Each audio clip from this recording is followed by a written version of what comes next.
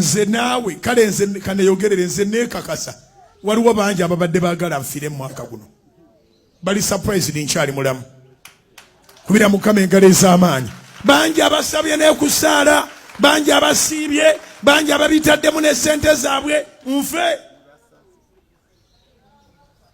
ebimu tetubyogera naye tuyita mu bintu bingi n'ogamba naafuuka kaana kato naayogera buli kintu kyonna olaba olukuŋŋaana lwe twakavaamu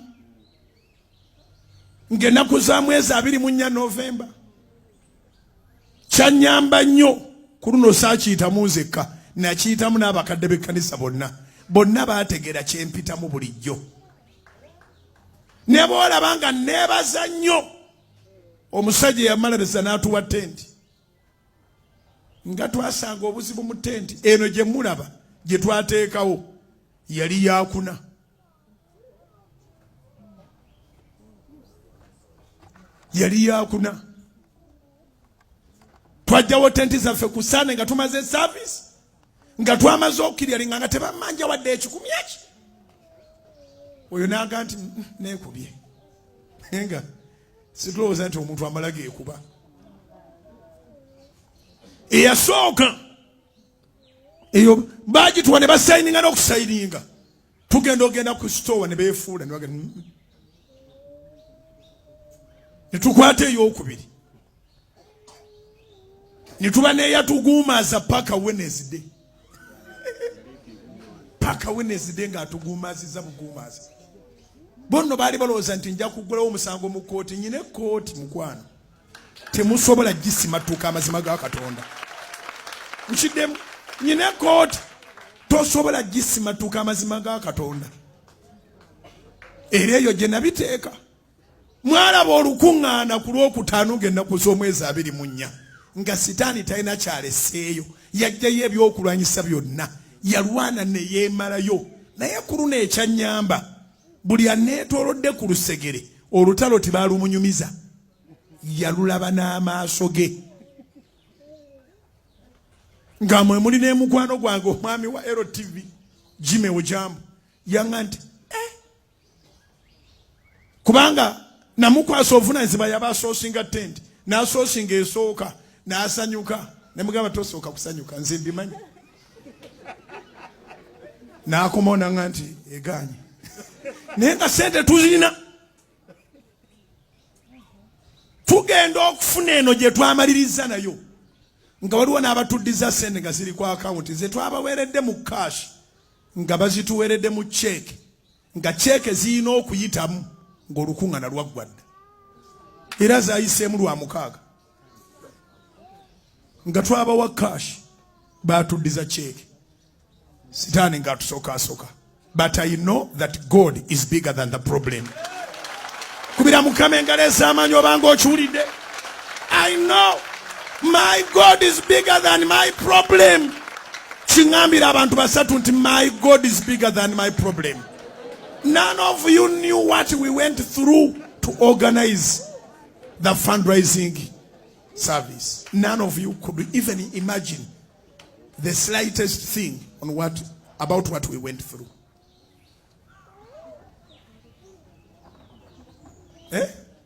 Akukannaku zino naye nga bwe bantuukako ne mu njiri temwabirabako temwafunayo kabonero konna kalaga nti ndabika nnyina bye mpitamu era olunaku lwali lulungi luzibu. Lwaki mbigambye?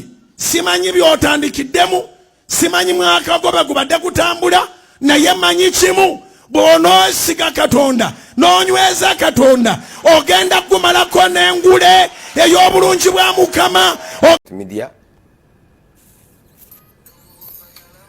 the managing director, Salt Media Company, omusumba omukulu owa House of Prime Ministers International, tagala kikozesa agamba omuku basumba ba House of Prime Ministers International agamba fenna tuli baweereza lwaki atinde mungatako senior pastor twabadde naye ku lunaku olwasatu mu lumu emisana n'ekiro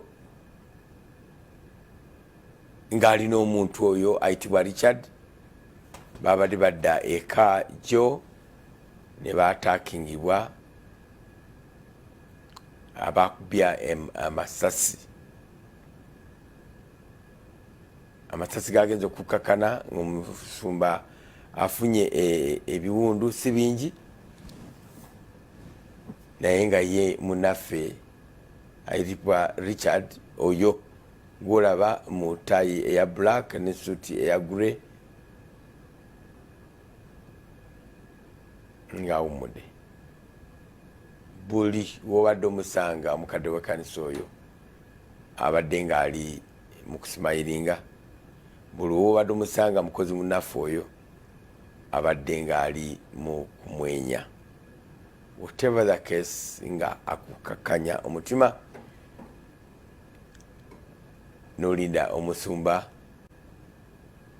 nga tolimu nakweralikirira kwonna nti oba tomulabo baki obaki.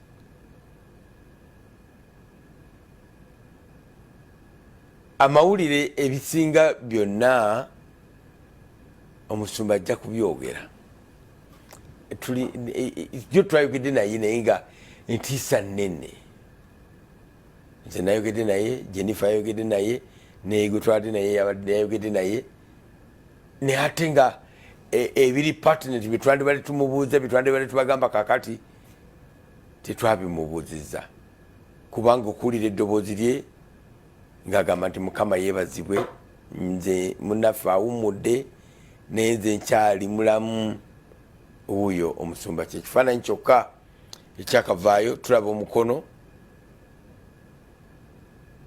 nga musibe oba ne mukiwato musibe, bwatyo bwe yalabise.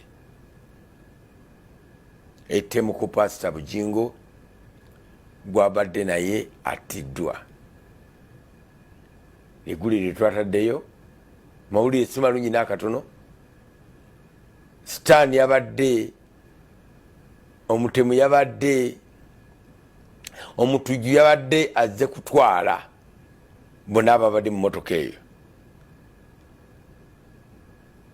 Omusumba agamba naye tamanyi bwe yawonye, naye entiisa yabadde nnene nnyo. Social media yonna tekuli kirala, kuliko omusumba Aloysius Bujingo owa House of Prayer Ministries International. Abamu baagala okumubika naye ekifaananyi kikufunidde bw'atyo bw'ali. Hora Jennifer oyimanyi ng'emmotoka egudde bwegalabattukana, ekintu ekyo kuva mu mutwe si kyangu. Ne kati tugamba mmotoka egudde, tugamba amasasi agatutte mukwano gwo bwe mbadde musiiba nga mutambula.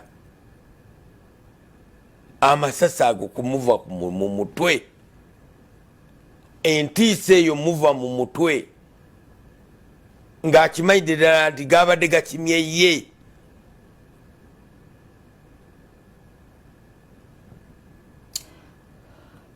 Ekirungi omusumba mugumu ate akkiriza nti time bweba etuuse aba agenda nga Mukama waffe ate akkiriza nti Mukama amukuuma. Yes. So bannayuganda abakozi abantu bonna bakananland abalabi ba Salt TV abali e South Africa abantu esimu nsuze entunula abanene mu government abakungu buli wamu mu buli nsonda omusumba Aloysius ali bulungi. Mukama yamukuumye ate akyamukuuma ate mugumu ali strong. Waliyo abalowooza nti oba yafudde, nedda mulamu era ali mu mikono emituufu. Abantu banyuma ogera ebigambo ne muteeka ku gavumenti embeera. Musumba Aloysius Bujingo tukimanyi nti mwagizi wa gavumenti. Abambaga gavumenti yabali muse anti abantu buli muntu afa wano bagiteeka ku gavumenti. Ono n'okufa teyafudde wadde nga tafiiriddwa omukadde w'ekkanisa. Naye musumba Aloysius Bujingo mwenna mukimanyi nti supportinga gavumenti eri mu buyinza ogutali musango kuba ekyayagala era ajja kusigala ng'akyogerako. So tukiriza mu Katonda.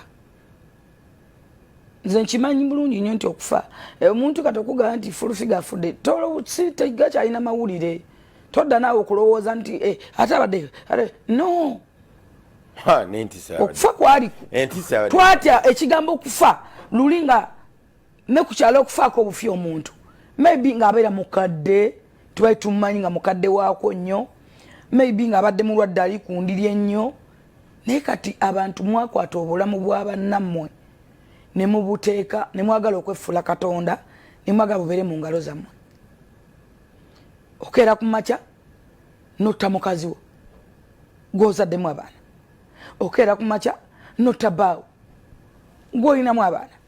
Okeera ku makya n'omupulaningira oba agenze mu ddwaliro. Twasomako wano dokita omwami yakolagana n'omusawo omu bakube omukyala w'empisa afe naye bwe bamuwa ssente omusawo banaagaana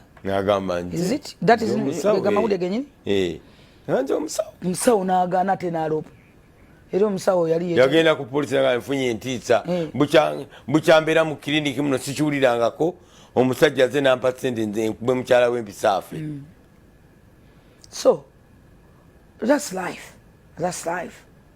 Tulina kwekwasa kimu Katonda akunone nga weeteeseteese. Ffe tukimanyi nti Uncle Richard ali mu kifo ekiteeketeeke kubeera naffe tujja musinkana ekisaawe kinaba kituuse.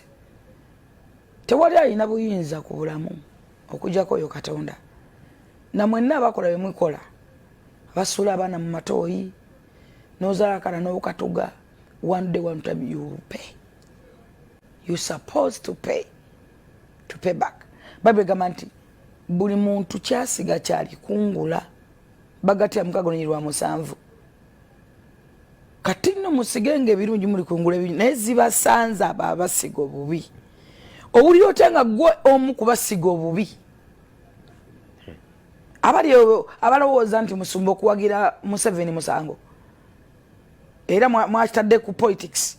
Abamu bakitadde ku politics, abamu bakitadde ku bisiyaga. Tolina buyinza. Abamu bakitadde ku biki. Ate tolina buyinza bugaana muntu kuwagira kyayagala oba kumufuula ng'omunyigirize. No. Okay. The end of life is death. Kubeera kufa. Ate buli kintu kirina ekiseera kye. Climax y'obulamu kuba kufa. Ffenna ensi. Let me tell you something. Enensi ebaddewo ebiro.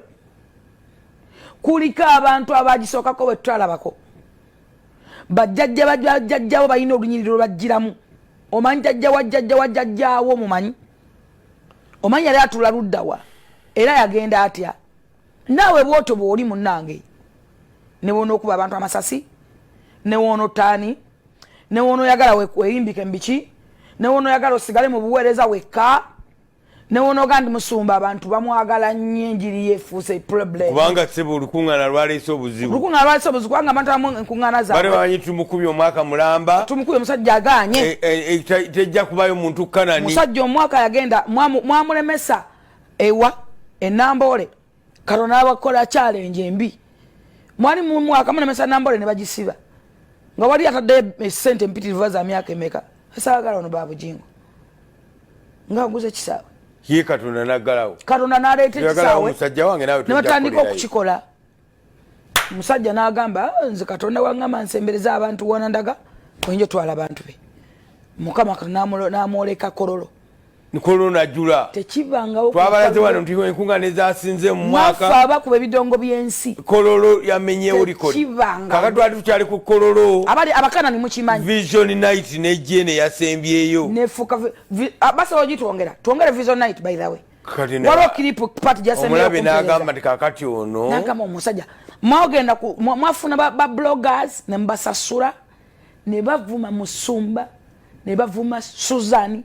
Ne bamulevuma ebintu ebisobola okumutuusa ku ne babawemula ne babakonjera abantu ababamu abatane mu ggwanga ne bamanyira ddala kakati katulaba abantu be banaagendayo nga mumanyi abantu mwafuuya takyasaana kuddamu wadde okutamba ne Suzani agenda mulaba nga oba ebisiimula Susan ne mumukuba ye kenyi evyo naganda kolanga mu kasino mumukubye ne mumufuula ekizibu nga mali bajja kutangana Katonda kiyatonda okubeera kati Katonda kye yagatta teori agatta tetumanyi kirese buzibu naye omusumba ali determined agenda mu maaso n'enjiri ye atajja kuweereza nga Mukama waffe Yesu Kristo bwe yagimuwa ali faamu ate nakibagamba dda tomusumba wagamba ndigenda kuyitaawo ajja kuyitawo tuumulamu katono nga mwalabye n'entiisa naddala mmwe abasaidizeeyo twasuze ffena tutunula genda maaso kituufu ffenna twasuze tutunula mukama wange SPD ne mwanyinaze Jennifer Fulfiga kitalo nnyo kitalo ddala ekyokuba nti omuweereza wa mukama Richard Muhumuza mukama yamuyise mu mbeera enzibu ennyo era nga wano wenyimiridde essaawa zino obulamu bwe bwagendedde omuweereza wa mukama mukadde wa kanisa Richard Muhumuza eyabadde n'omusumba Bujingo olunaku olw'eggulo nga badda ewaka enamayomba ate ye obulamu tebwasobodde kusimattuka ekifo kino wetuli essaawa zino oluguudo luno wetuli lwennamuŋŋoona era mulaba poliisi yakodoninze dda ekifo yakisazeeko dda akatundu kano ewabadde embeera eno bakasazeeko nga boogenda mu maaso n'okulaba omulabi waffe owaso TV nti bagenda kati crime scene abantu tebakkirizibwa kubanga bakozesa oluguudo luno olwa bawala kata n'olwekyo nammwe abatulaba twagala obbategeeza nti ekitundu ky'oluguudo kino mujja kuba temusobola kukikozesa kubanga abase poliisi ne banaffe aba security basazeeko oluguudo okuviira ddala eri waggulu nawe emotoka za patrol n'ebiggwa paka wano bonna bagenze mu maaso n'okubanga oluguudo balusazeeko kugwagenda mu maaso n'okutulaba byabaddewo awo mu ssaawa zabadde nga ziri mu nyaawo ez'ekiro embeera eno weyabeereddewo awo nga omusumba Bujingo adda awaka ne bagenda mu maaso n'okubanga ababakuba amasasi agatiddewo Muhumuza Richard omukadde w'ekkanisa ate pasita n'avaayo n'ebisago ebyenjawulo ku mukono wamu ne ku mugongo ekikereddewo kaakati kyekino kugwe agenda mu maaso n'okulaba program omusunsuzi enkya ya leero ekiriwo kyekyo abakwata oluguudo lwa Hoima Road nga muyita mu kitundu kino mwe twagala bategeeza butegeeza nti ajja muyitirivu nnyo nnyini ddala naddala kumwe abayingira ekibuga ekyo jenga mukimanyi nti mugenda kubanga mukisanga ajja muyitirivu nnyo nnyini ddala kumwe bannaffe abakozesa ekitundu ky'oluguudo kino embeera yabadde wano wennyini wetuli kuggwe atulaba era ku bannaffe abalabyeko asaawa ezo nga kino kigenda maaso n'okubeerawo bagamba nti wano nga wenyimiridde we munabyenyimiridde omutemu weyabadde era ku bakayiseka kapavement ku kapavement kano omutemu we yabadde era nga abamu byetutanakakasa ne byetuwulira bagamba nti yabadde omu n'agenda mu maaso n'okubanga ate awandagaza amasasi ku motoka ey'omusumba Bujingo naye nga bw'otunuulira buli kimu nga bwe kyabadde direction mwe yabadde wano wetuli n'emmotoka we yabadde eva olaba nti ye emu ye yabadde yakuba muntu eyabadde mu co-driver's seat omuntu eyabadde gwenza okuyita passenger mu njogera ennyangu oba omuntu atula mu maaso ne driver kigendererwa kiwe kyabadde era gwe yabadde atajetinze era amasasi agasinga gwe gakubye Richard tukitegeddeko nti bakubye amasasi kumpi agasusse mu 10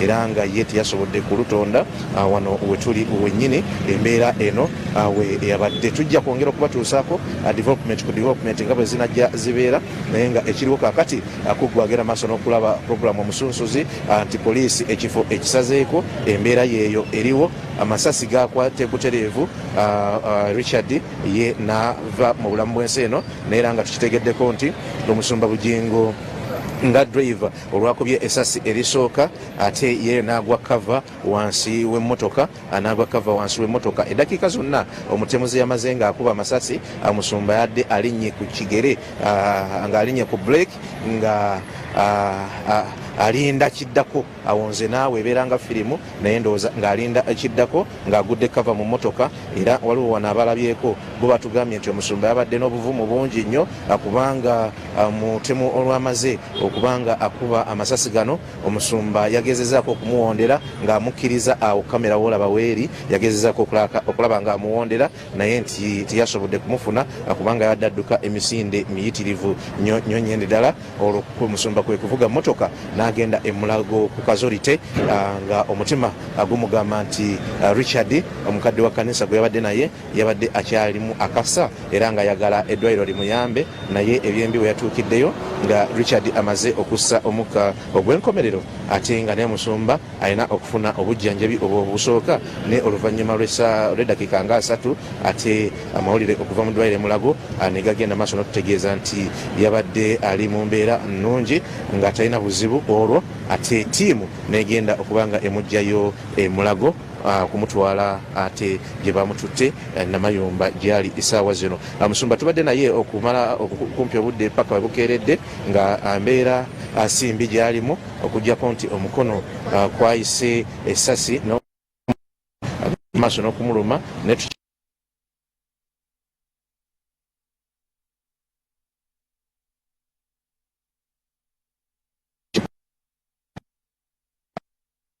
alabika kyonna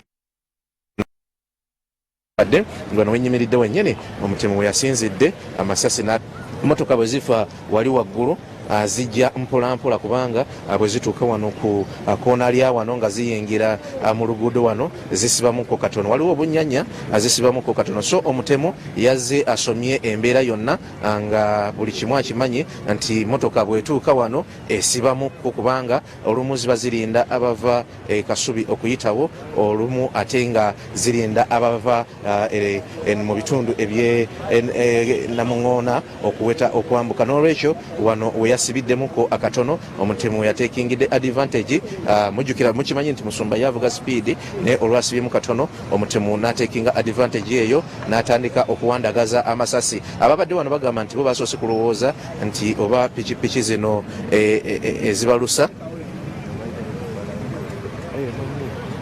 nti pikipiki zino ezibaluka tizezadde zibaluka naye ate bagenza okulaba oluvannyuma nga yabadde mutemu agenda maaso n'okuba musumba Alozias Bujingo ne gwe yabadde naye amasasi musumba okugwa kava mu motoka mukama ekwolesebwa kwe yamuwadde okwamutaasizza embeera eno eyabadde wano naye nga mu kiseera kino ekifo nga bwe nkutegeezezza abannaffe aba security bakitekinze on abakodonize ekifo kyonna kino nga bwe bagenda maaso n'okulinda aba forensics n'ab'ebitongole ebirala ebinoonyereza okubanga bakikombinga kufuna obujulizi nga bwe mumanyi bwe bibeera obusingako ate ku bafunye ekiro naye nga sofa ekiriwo kugwe atulaba ku SOT TV kyekino nga bwogenda maaso n'okukiraba nkugambye nti waggulu wagaddwa ate nawano poliisi egaddewo ekiriwo kyekyo kugwe atulaba naye nga tujja kutambuzaako ko tukulage wano nga bwe tukutegeeza nti omusumba yabadde muvumu nnyo mu mbeera yonna eyabaddewo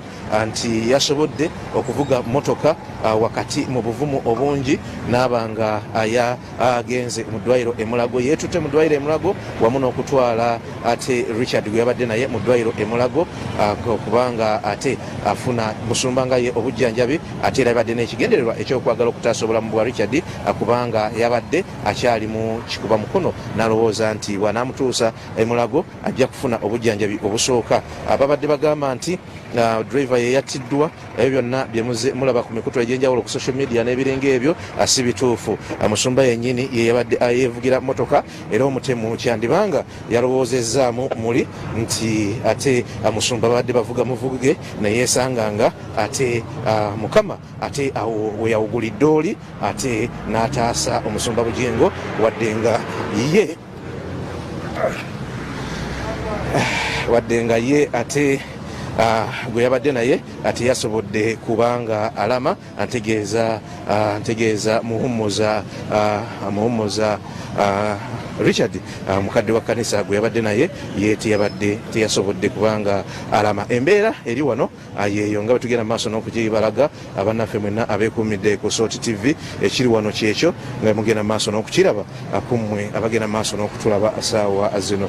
Tuli mu puroguramu Musunsuzi anja kubanga nnoonyaayo abamu ku baabaddewo wadde nga tutegeezeddwako nti ate essaawa zino abasinga ababadde wano naddala ab'oku stage eno eyabbawalakata babadde tebannaba kutuuka mu kifo kino naye nga bwe banaaba batuuse mu puroguramu zaffe nga bwe zinaaba ziddako bonna tujja babatuusaako okubanga ate tufuna embeera okuva ku bo nga bwe yabadde naye nga sofa ekiriwo kyekyo kugwe agenda maaso n'okutulaba mu puroguramu Omusunsuzi essaawa zino zennyini aze tuliko kati embeera tugambye nti tujja kufunayokko ku baabaddewokko atufunayokko ku kigambo kyabwe. Musawo